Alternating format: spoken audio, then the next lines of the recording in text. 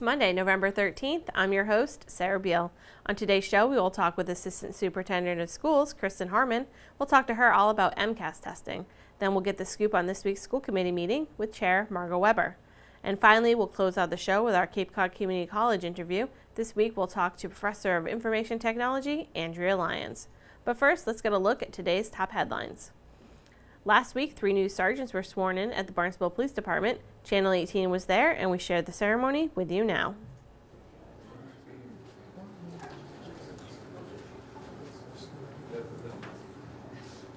Good morning. Good morning. Welcome to the PD, and thank you all for coming. This certainly is an important day for 3 newest sergeants. You're our greatest assets, our greatest resources that we have in this organization is our personnel. And today it's a privilege and honor to promote these individuals to rank as sergeant. They are 3 outstanding officers, and they bring some very specific and some very unique talents back to Patrol Division. Sergeant Martinez. Sergeant Martinez is a 7-year veteran of the department. He is currently assigned to the Investigative Services Division. He is the assistant team leader for the regional SWAT team. Officer Martinez is a member of the mountain bike unit, the Marine unit, and the Honor Guard, and also is a field training officer. Officer Martinez holds a master's degree from Curry College. Officer Driftmeyer is a 23-year veteran of the Barnstable Police Department. Since 2009, he has had the position of crime analyst. Officer Driftmeyer has earned a number of specialty positions, including the SWAT team, the regional SWAT team, the field training officer, and evidence officer. He is a member of the mountain bike unit. Officer Driftmeyer was appointed as the assistant director of the Assistant Police Academy. Officer Driftmeyer holds a bachelor's degree from Western New England University. Sergeant Jason Sturgis. Sergeant Sturgis is a 17-year veteran of the department. He is currently assigned to the Community Impact Unit, having served that unit since its inception in 2014. Sergeant Sturgis has held specialty assignments, including crime scene photographer, field training officer, and mountain bike unit. Sergeant Sturgis holds a master's degree from Curry College.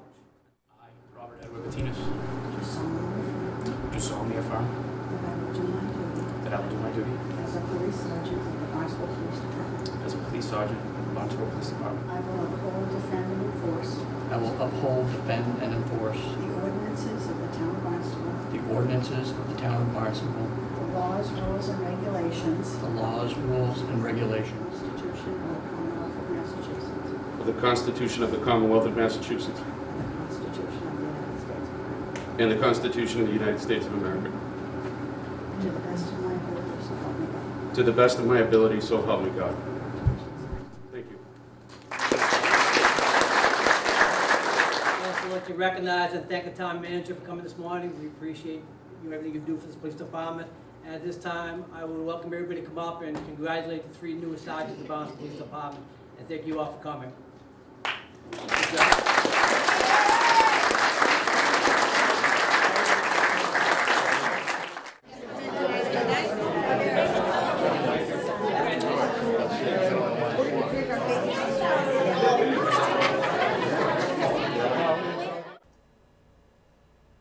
Congratulations to Sergeants Martinez, Driftmeyer, and Sturgis. The town of Barnstable recently announced the Hyannis Homebuyer Assistance Program. Eligible first-time homebuyers may receive up to $75,000 to purchase a home as their primary residence in the village of Hyannis.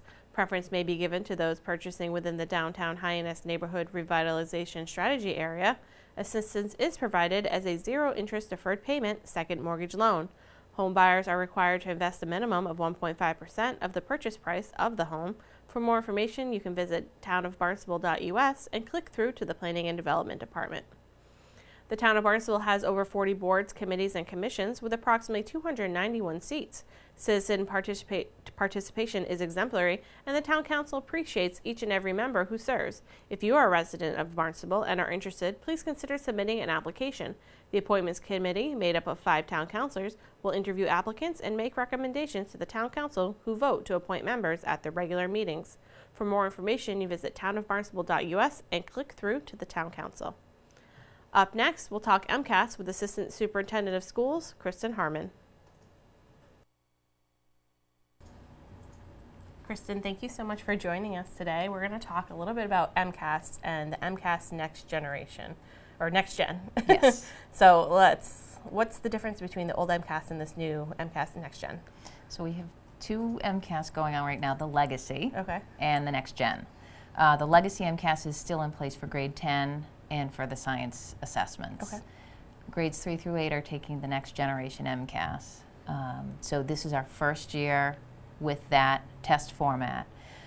Very similar. They use some old MCAS questions, some new MCAS questions, and some of the PARCC questions from the last few years. The design of it, again, is similar, but they've got a few question styles that are a little different where instead of just multiple choice, it's multiple response. So there might be 3 answers instead of just 1. Oh, interesting.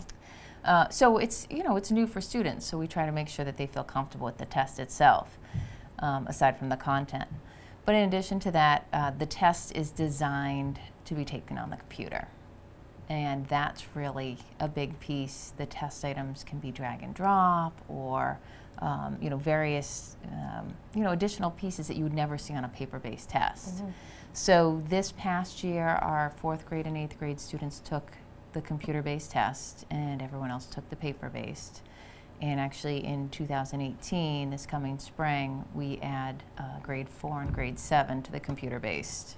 And then the following year, everyone will be on the computer. So the Wow. design is really so that we can move all of our students to the computer-based testing. Interesting. Is there a lot of preparation you have to do in order to do computer-based testing across the board?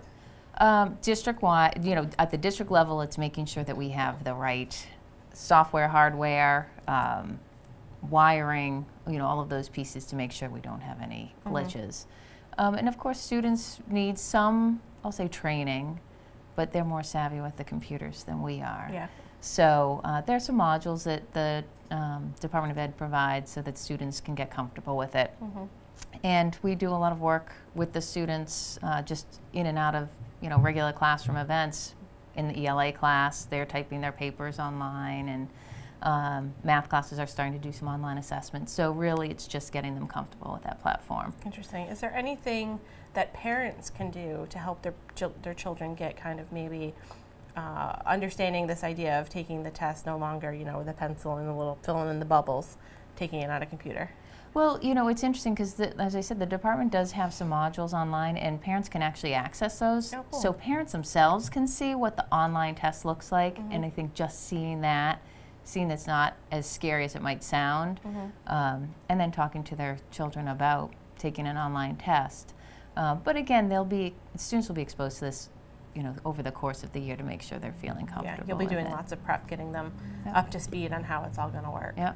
I know when Meg was here a couple of weeks ago, we talked about the scores going out, and the high school students had received them. Yes. And I know the elementary school and the middle school will be receiving their scores this week. What can the parents kind of, how can you help them understand how to read the scores and what they mean? Right, so with the Next Generation MCAS, they have also adjusted the achievement levels. So again, I'll refer to it as the Legacy, the old format. We're familiar with Advanced, Proficient, Needs Improvement, and Warning. And the shift is to exceeded, met, partially met, and not met the standards. So they've changed that designation, and the scaled scores are a different range. The new range is from 460 to 5. Oh my goodness, so new that I don't even remember what it is. That's okay. I think it's to 560. So they've changed the range, so parents will see different numbers. We'll see something well beyond the 240. Right. Doesn't mean anything different. But really what parents should know is that the scoring ranges are much more rigorous. So they may see their student, instead of being proficient, as partially met the standards. So not to be worried, not to be concerned. There's some good guidance on the parent reports that really looking at where in that range of partially met did you fall. And this is the baseline year. The first year of this assessment, the first year of the scoring, and there'll be some adjustments made as we move forward. The state has to look at that and see how the student performance plays out. The state is looking at about 50% of students across the state being having met or exceeded the standards. And the district is in line, pretty closely in line with that. Oh, that's So, good. yeah. If the parents have some questions on, how their child did, would you recommend they get in touch with either the teachers or the school to kind of, maybe talk about what they can do or what they can expect maybe their child to work on to get to that point? Absolutely. The report gives so much information that it's a great tool to bring to the teacher and have some conversations about. Again, you asked the question, what can they do at home? Well, this is looking at, what are some of the skills that I can be practicing at home with my child?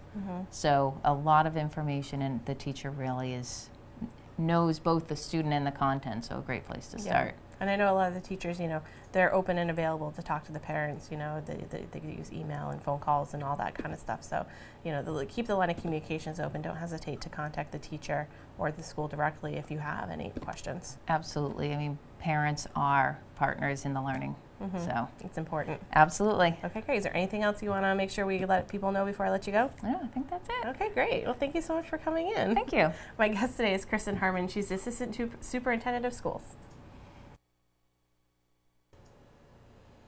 Coming up, we chat with Andrea Lyons, Professor of Information Technology at Cape Cod Community College. But first, we talk school committee with Chair Margot Weber.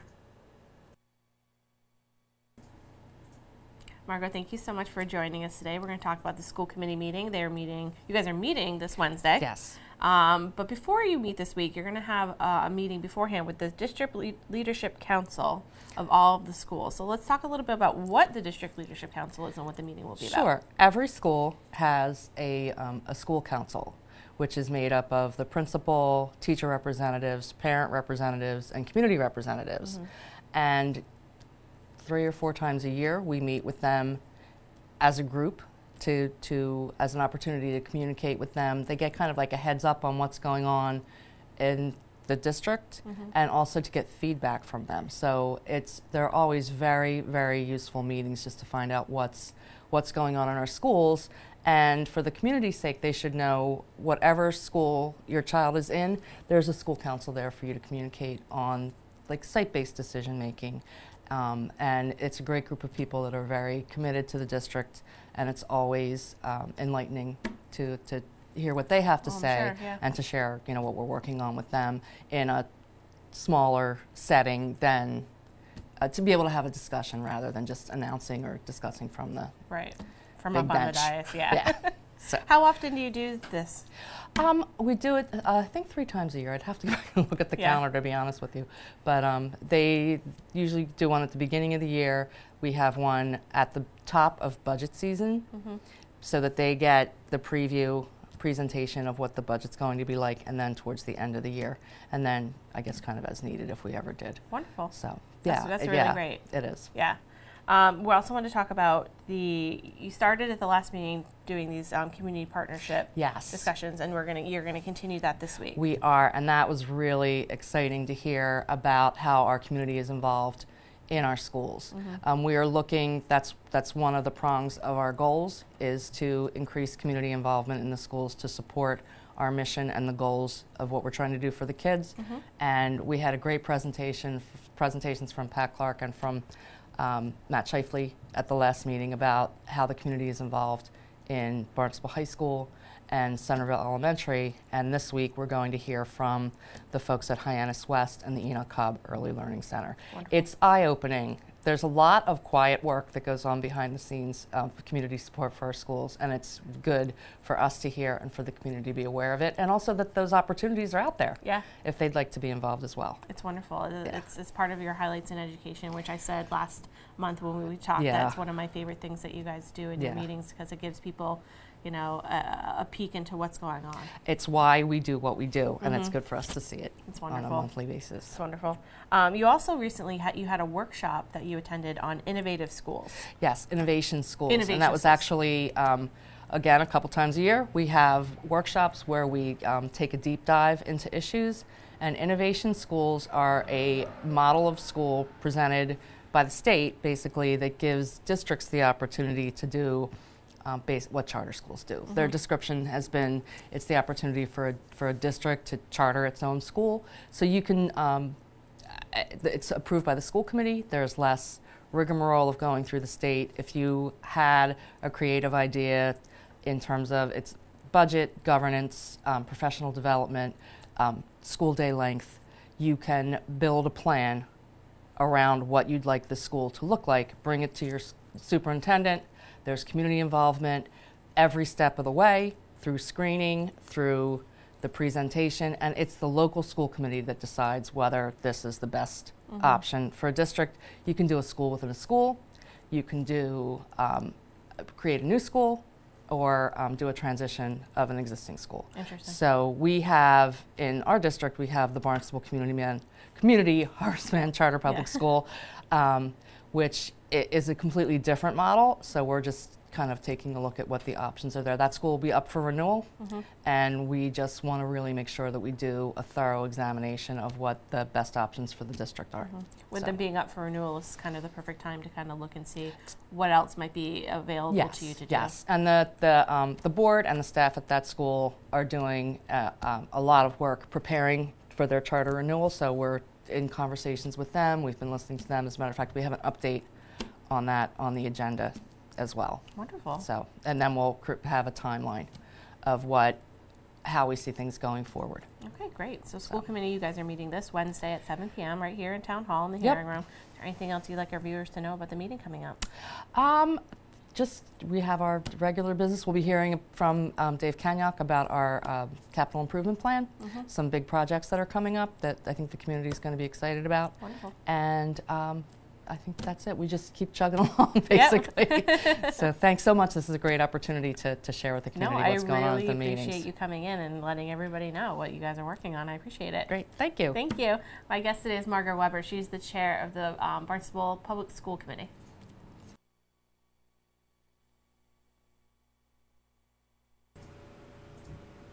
Andrea, thank you so much for joining us today. You are the Professor of Information Technology at Cape Cod Community College, and we're going to talk a little bit about what it is that you guys do. I didn't know there was such a broad, range of information technology classes available at 4C. So let's talk a little bit about that. I would love to. Thank you for having me. I could talk about Cape Cod Community College all day. We have a lot of opportunities for technology students, and we're lucky because we're surrounded with high schools that are offering technology programs, and we have 2 technology high schools around here so that our students have a great feeder to go to the community colleges and get very specific programs. So right now I came because I'm very excited to announce that Cape Cod Community College is a Cisco Academy. And Cisco Academy is a structured schooling program that allows students to get all the technical needs to be able to go into networking and to configure Cisco equipment such as routers, switches, access points. So this is a really high-tech program for students that can come in with no experience whatsoever. Wow, that's amazing. Now, explain to our viewers, because I know some people at home might be going, networking, isn't that going out and meeting people and making connections? Not that kind of network. We're talking about like an information network like you have at your work or your business. We have a huge information network here at Town Hall. It's basically, it's kind of like the internet, Ethernet, that kind of thing, right? Very good. So this is a great field for people to go into because no matter what company you work for, they have to have a network. Your homes have to have networks. You have a computer at home because you want to get on the internet or you want to send email, you have to be connected to a network. Yep. Your network would be your connected through your ISP, but you still need to understand the network. So there are so many jobs out there because every company needs to connect to the network. So from a very small company to a very large company, and not just technology companies. All your grocery stores, for example, are huge companies that have huge networks that collaborate, to the small flower shops, law offices, real estate offices. They all need to have networks, and we give them the skills to be able to support any type of network, a large one or a small one. Wow, that's awesome. IT is such a huge, business, and it's continually growing. So this is definitely a great career path. It's not something that's going to be going anywhere. It's just going to keep getting bigger and better as we go forward. It most certainly has. And the way that we're going to make our students be the best choices for these companies is by offering Cisco Academy courses. And Cape Cod Community College started 8 years ago offering the first 2 of 4 courses to get a very special certification called a CCNA. And as of this fall 2017, I'm very proud to announce that we are now offering all 4 courses. Wow. Cisco 1, 2, 3, and 4, so that a student can go out and take a certification test And if you take the test and pass it, most companies will start you at anywhere from $45,000 to $60,000. Wow. So it's a great opportunity, lots of jobs available. I know in Massachusetts right now, networking is one of the 2 top technology fields and positions that they need, that are desired. So these students should be able to go out and have the skill sets to be very successful right away. And it's wonderful we have that resource right here Yeah. at our local Cape Cod Community College. We love Cape Cod Community College. It offers so much for so many people. We also want to talk quickly about the cybersecurity programming that you guys just started. Sure. We're going to have another guest come in and talk about it, but let's kind of give a little preview. I would love to. This year in the fall, we also offered for the very first time an entire security program. And security is a big buzzword. It is the #1 field in technology right now. There will not be enough people to fill those positions for years to come. So we went through and reviewed, and I wrote the program determining that I wanted a student to be able to graduate with something that they could get a job in, because most security fields require you to have 5 to 10 years of experience already, and we wanted our students to be able to go out and be able to look for jobs right away. So the program is specifically geared to penetration testing. We are the only school, community college in Massachusetts that has specifically penetration testing. Wow. All the courses are dealing with ethical hacking and reverse engineering, and then a capstone class of penetration testing. So the students get out and they're able to be hired by companies to literally hack on that company's network to see where the holes are. Wow. Yeah, so the students are very excited about Yeah, it. that's really interesting. That's really Yes. cool to see where that program is going to go, because you said just started this year, so that's really exciting. And right here, We've Cape Cod already Community been College. recognized by Massachusetts for having the program, and we're working with other schools now. We've begun to talk to other schools to try to get like a 2+2 program, like somewhere for these students to go. So high school students should be excited that they have 2 really strong paths to go into. Of the many IT paths we have, networking and security are your 2 top fields for technology right now, 2 grossing salaries and jobs. Yeah. So our students have the ability to not just get into those fields and be taught, but be taught by the best. Penetration testing, we have a faculty member who came right out of the industry this year, and very young, just early 40s, able to relate to the students, relate to the field. I'm really excited about that. And I think that our school is such a great school for the fact that we have very small classes, no more than 16 students in our IT classes. And we have teachers that worked in the industry, and we advise our students, so our students become one-to-one relationships with us, so that they always feel there's someone there for them. We have special programs for students that aren't picking up as quickly, so we have tutoring that's accessible to them all the time. So we're really trying to make it that our students that come with very little knowledge or a lot of knowledge leave the school with the ability to get a job. That's amazing. That's so wonderful. I love hearing all about it. Thank you so much for coming in and letting us know about this another piece of the big puzzle that is Cape Cod Community College. I mean, you hear so much about some of the other programs. It's so nice to hear about this great program, and it's just such a wonderful thing for students that are looking for that. It's a great, step up. I think so too. Yeah, Thank you for having me. Thank you. My guest today is Andrea Lyons. She's the Professor of Information Technology at Cape Cod Community College. Let's find out what's going on at Barnstable High School with our Channel 18 intern, Mackenzie Connor. Hello, I'm Mackenzie Connor, intern for Channel 18. There's a lot happening at Barnstable High School this week. Starting last Thursday, the library will be closed after school to all students until further notice. Only students attending 3 to 5 p.m. tutoring will be allowed access to the library. The Barnstable High School's Drama Club is proud to present Disney's High School Musical in the Performing Arts Center, opening on November 17th at 7 p.m. and running November 18th, 24th, and 25th at 7, with 2 special 2 p.m. matinees on November 19th and 25th. General admission tickets are $15 and $10 for seniors, students, and military personnel. The Scholarship Bulletin number 4 is available in school counseling and house offices. On Monday, November 20th, during second block, in main guidance, BHS alumni Devon Harris, cadet at Norwich University, will be at the school to talk about the university, the application process, and any answers to any questions students may have. Winter sports registration is now open online. Make sure to get registered early before tryouts begin on November 27th. And finally, congratulations to every single fall sports team for qualifying for playoffs for the first time in over 20 years. That's all for today. Thanks for watching. I'm Mackenzie Connor. Now let's take a look at our community calendar. The Barnstable Senior Center is offering a class to help you get the most out of your iPhone or iPad. Instructor Carl Bertelson will explain how to send an email or learn how to chat with friends. You will learn everything you need to know to get the most out of your gadget in an easy-to-understand manner. The class meets tomorrow at 10 a.m. at the Barnstable Senior Center. The cost is $10. The annual Meeting House Farm Pie Sale is coming up. This is your chance to get some wonderful homemade pies for your Thanksgiving dinner. The Pie and Bake Sale will take place on Wednesday, November 22nd from 9 to 11 a.m. at the West Barnstable Community Building. It is suggested you arrive early as they usually sell out. Now let's take a look at this week's Board, Committee, and Commission schedule.